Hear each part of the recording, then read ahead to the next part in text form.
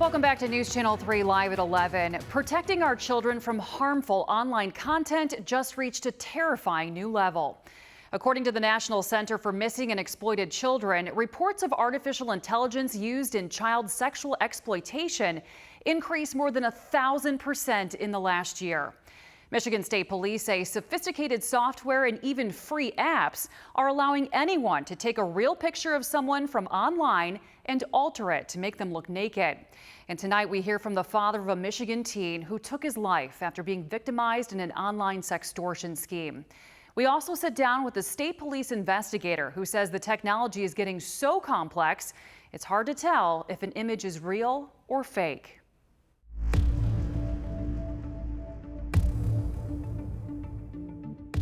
Jordan was an amazing young man. He really was the epitome of the all-American kid. He was smiling, he was happy. Jordan's father, John DeMay, tells me late one night, Jordan was chatting with someone he thought was a young woman on Instagram, but turned out to be a vicious online sextortion scheme.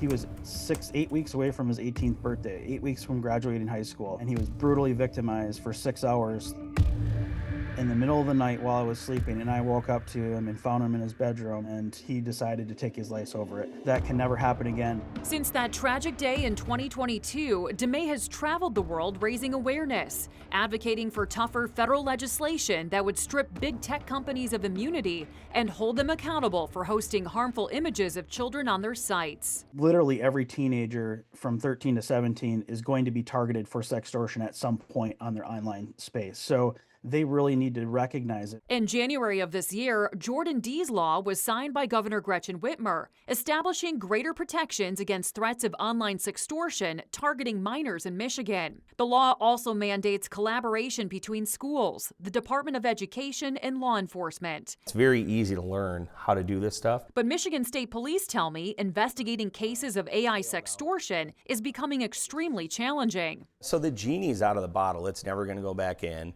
We're going to see more and more of these cases. MSP Detective Sergeant Gerald Yacht says in the last year, his computer crimes unit investigated 6 cases of AI sextortion in Southwest Michigan. Every single year, the data volume goes up. The biggest concern, he says, is how accessible this software has become and the amount of people who will be victimized. The sky's the limit for them to choose their own adventure to do whatever they want with these images now. The statistics are jaw-dropping. According to Stacey Garrett with the National Center for Missing and Exploited Children, 4,700 cases were reported in 2023, skyrocketing to 67,000 last year. About more than 1,000% increase in the number of reports of child sexual exploitation involving GAI that were being made to the cyber tip line. There are probably filters or things that could apply to make this refined. Detective Sergeant Yacht says the people creating this harmful content typically aren't cyber criminals, but teenagers using free Nudify apps. Kids are doing this in school now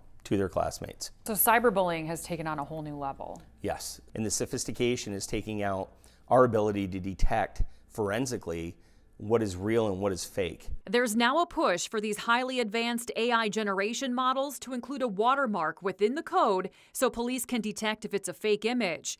But Detective Sergeant Yacht says it may be too late. This became open sourced and everybody had access to it, meaning anybody could write language models that didn't adhere to any of these standards, and that's already out there. It sounds like prosecution would be a nightmare.